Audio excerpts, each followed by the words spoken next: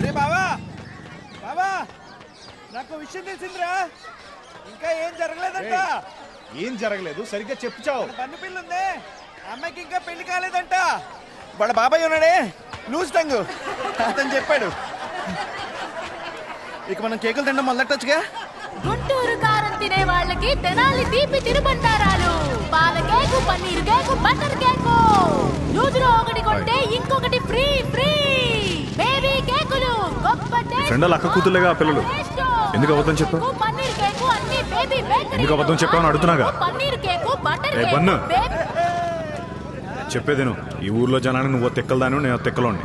మనం చేసుకోవడానికి అవ్వడు రాడు. గమ్మును మనమే చేసుకుందాం. ఏంటి అబ్బచ్చా, 3 ఏళ్ళుగా మీ కంటికి కనిపించింది దెక్కలది, ఇప్పుడు మాత్రం ఏట కనిపించిందంట.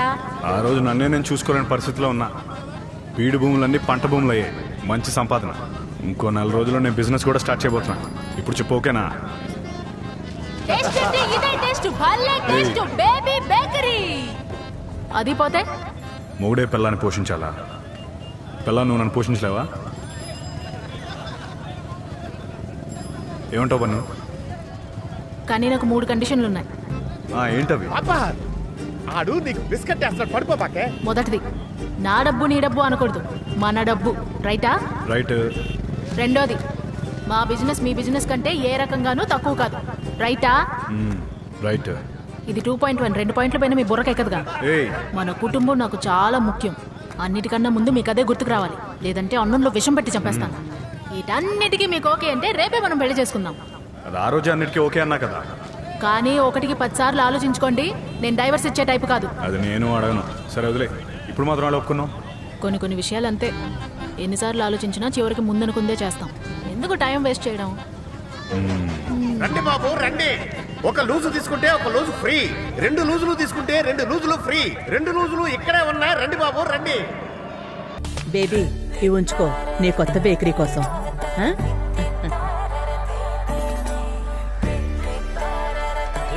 ఏంటన్నా అటు పెట్టన్నా. మేడం, మీరు చూసారంటే ఆశ్చర్యపోతారు మేడం. పక్కనే కాలేజ్ ఉంది మేడం. మీ బేకరీ సేల్స్ అద్దరిపోతుంది. కేక్ షాప్ వుడ్లాండ్స్ డ్రైవింగ్ లో పెడితే ఇదేంటో తెలుసా మీకు? పేజరు. ఫోన్ అయితే హాయిగా మాట్లాడుకోవచ్చుగా. దీంతో నేను ఏం చేస్తాను? నీకోసమే. హ్యాండ్ చెప్పమనలోగానా? వచ్చేస్తావా? ఫ్లైట్ వెయిట్ ఎక్కువే కొద్దీ ఫ్యూల్ కాస్ట్ పెరుగుతూ ఉంటుంది. అమెరికాలో ఒక ఎయిర్లైన్ కంపెనీ వినవే, ఎయిర్లైన్స్ ఫ్లైట్ పెయింట్ కూడా కొట్టించకుండా 500 పౌండ్లు తగ్గించారు. దాదాపు 4 ఫ్రీగా తీసుకెళ్ళిన దానికి వెయిట్ సమానం. ఎక్కువ ఉంటే తమరికి నచ్చదా? గవర్నమెంట్ ఇండియన్ ఎయిర్లైన్స్ కి ఆల్రెడీ 1000 కోట్ల అప్పు ఉంది.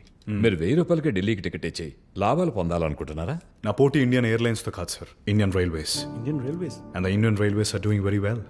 మిస్టర్ మహేష్, ఒక బోయింగ్ ఫ్లైట్ ఖరీదు 136 కోట్లు. ఒక సెకండ్ హ్యాండ్ ఫ్లైట్ కూడా 90 కోట్లు ఉంటుంది. కేవలం 10 కోట్లు పెట్టుకుని ఏం చేద్దాం అనుకుంటున్నారు? నేను ఫ్లైట్ని కొంటానని చెప్పలేదు కదా సార్. మనం ఫ్లైట్స్ లీజుకి తీసుకుంటాం. అనుకున్న ఆదాయం రాకపోతే ఏం చేద్దాం అనుకుంటున్నారు? మిగతా ఎయిర్లైన్స్ ఆక్యుపెన్సీ లాగా మన 70% ఫుల్ అయితేనే మనకు వచ్చే ఆదాయం 12.42 కోట్లు, లాభం 4.14 కోట్లు. Sounds impossible. Deeksha, he's right. Oh let me see that.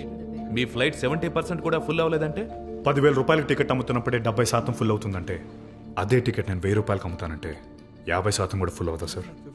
Market rate కన్నా ఇంత తక్కువ చెప్తున్నారు. ఈ రేట్ కి బోయింగ్ ని మీకు ఇవ్వడానికి ఎవరు రెడీగా ఉన్నారు? ప్లేనామ్, రియల్లీ?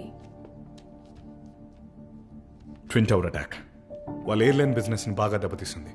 వాళ్ళ ఫ్లైట్స్ మనకు సగం రేట్కి ఇవ్వడానికి రెడీగా ఉన్నారు.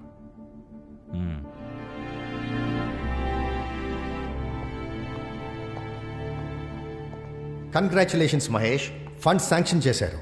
డీజీసీఏ దగ్గర లైసెన్స్ తీసుకున్నామంటే వెంటనే ఎయిర్లైన్ స్టార్ట్ చేసేయచ్చు. Well done Maha. All thanks to you sir. No it's okay. లేకపోతే ఒక చిన్న విషయం సార్, నువ్వు వెంటనే అడ్వాన్స్కి డబ్బు రెడీ చేసి ఫ్లైట్స్ బ్లాక్ చేయగలవా? నేను డబ్బు రెడీ చేయాలి? అడ్వాన్స్కి ఎంత కావాలి మహేష్? 47 లక్షలు. మా కంపెనీలో ఫండ్స్ రిలీజ్ చేయడానికి మినిమం 4-5 నెలలు పడుతుంది. ఆలోగా ప్లేనామ్ రేట్ ఇంక్రీజ్ చేసినా, వేరే ఎవరైనా ఈ ఐడియా కొట్టేసినా మనకేగా ప్రాబ్లం. ఎందుకంటే మొత్తం ప్రాజెక్ట్ దీని మీద ఆధారపడింది. లైసెన్స్ లేకుండా ఫ్లైట్స్ని ఇండియాకి రప్పించలేము. సో మన ఫ్లైట్స్ని మలేషియా తీసుకొచ్చి పెయింటింగ్ అండ్ స్టిక్కరింగ్ స్టార్ట్ చేయండి. సో డీజీసీ పర్మిషన్ ఇవ్వగానే ఫ్లైట్స్ ఇండియా తీసుకొచ్చేవచ్చు. I like this idea sir. నేను చూసుకుంటాను.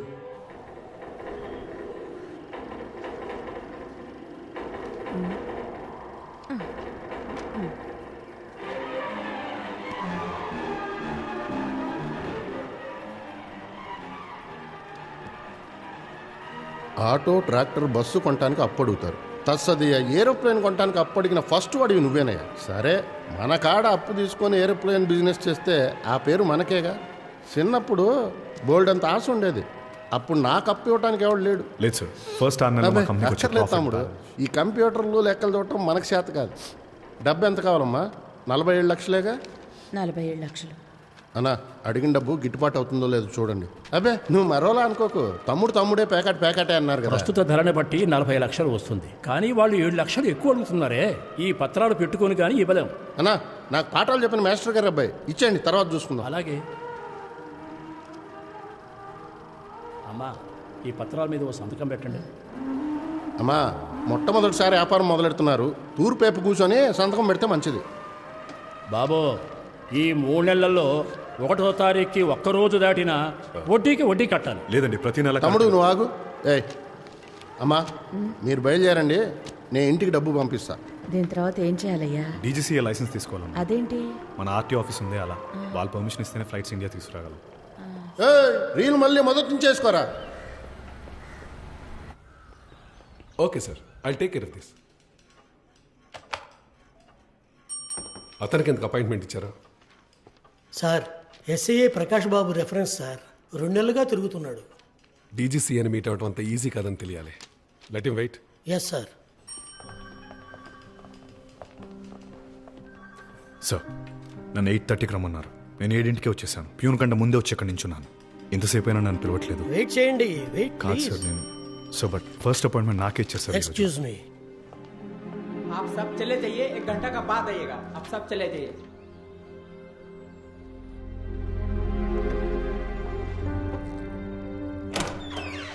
गाड़ी रेडी है सर. సార్, నేను మహేష్. ప్రకాష్ గారు మీకు చెప్పే ఉంటారు. సారీ, మీరు ఇంకెక్కడే ఉన్నారా? పర్లేదు. కొత్త ఏవియేషన్ మినిస్టర్తో అర్జెంట్ మీటింగ్ ఉంది. Can we meet tomorrow? Sure. Nice, thank you. Bye.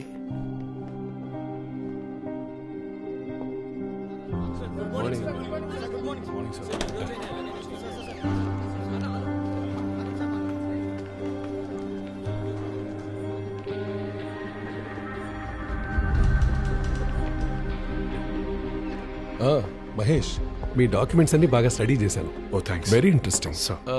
రేపు ఫినిష్ చేద్దాం. Yeah, no problem, right? సరే sir, I will wait. Nice.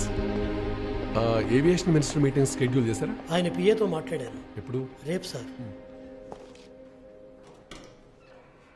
Mahesh sir, ఇవాళ పని అయిపోతుంది కదా సార్? సార్ 1 వారం లీవు తెలీదా మీకు? తర్వాత వచ్చి కలవండి. మీరు పిఏనే కదా, ఆయన చెప్పడమే కదా మీ పని. మీరు తెలివైన వారే కదా. ఆయన లోపల నాకేం చెప్తారో అదే నేను మీకు చెప్పగలను. ఎన్ని రోజులు సార్ 1 వీక్ అని చెప్తుంటారు? ఒక్క మీటింగ్ కోసం నేను డబ్బు టైము 2 వేస్ట్ అయిపోతున్నాయి సార్. Please sir. మరి ఎందుకు వచ్చారు సార్? మహేష్, మీకు రతన్ టాటా తెలుసు కదా. టాటా ఎయిర్లైన్స్ మొదలు పెట్టడానికి ఇదే ఆఫీసులో 20 ఏళ్ళు వెయిట్ చేశారు, కానీ కుదరలేదు. నువ్వెంత మహేష్? వెళ్ళండి సార్, అర్థం చేసుకోండి. మళ్ళీ వచ్చే వారం రాకండి.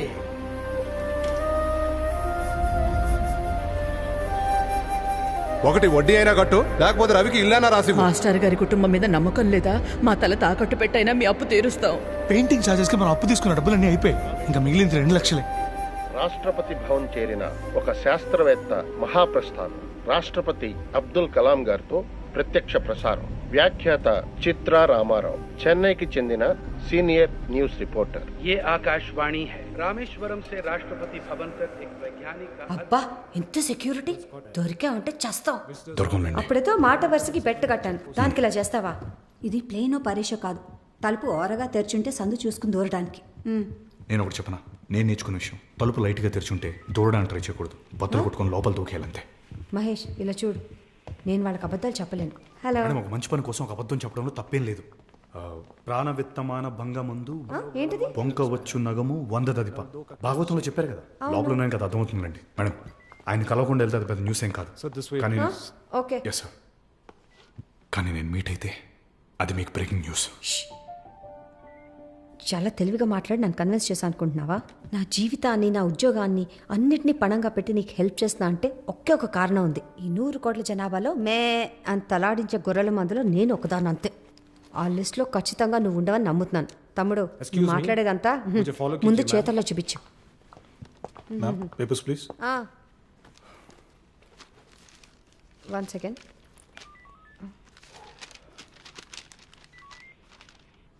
Sir, this is for Mr. Raghunandan, my voice recordist.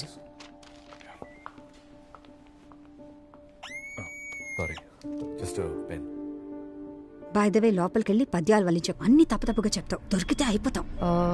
I'm Chitra Ramarao. This is my voice recordist Raghunandan. I'm Chitra Ramarao. This is my voice recordist Raghunandan. ID. Sir, your ID, please. Yeah. See, actually, we both are a team. This is my ID. This should Sir, be I need fine. to see your ID. Raghunandan, voice recordist. Sir, your photo ID, please. See, we have papers from downstairs. No, ma'am. Sir, I'm not from the radio station. I'm Chandra Mahesh Kanyan. I just need 2 minutes. Please No, let me sir. see him, sir. No. Sir, please let me You're in. not Sir, allowed. please. Sir, So, please listen to me. అయ్యా 2 గంటల్లో చేయాల్సిన ప్రయాణం 2 రోజులు చేయడం వల్ల చావు బతుకుల్లో ఉన్న మా నాన్నకి ఇచ్చిన మాట నిలబెట్టుకోలేపాను అయ్యా. అయ్యా, నేను సామాన్యుని ఫ్లైట్ లో తీసుకెళ్తాను ఆశపడ్డాను అయ్యా. కానీ వీళ్ళెవరు నన్ను వదలట్లేదు అయ్యా. అయ్యా తెలుగు వాడువా? అయ్యా అవునయ్యా. అయ్యా, మీతో మాట్లాడే 2 నిమిషాలు టైం ఉండయ్యా. విన్న తర్వాత నేను మాట్లాడిన తప్పని మీరు అరెస్ట్ చేసి లోపల అయ్యా. Dhanraj sir, please let him in. Yes sir. Security under control.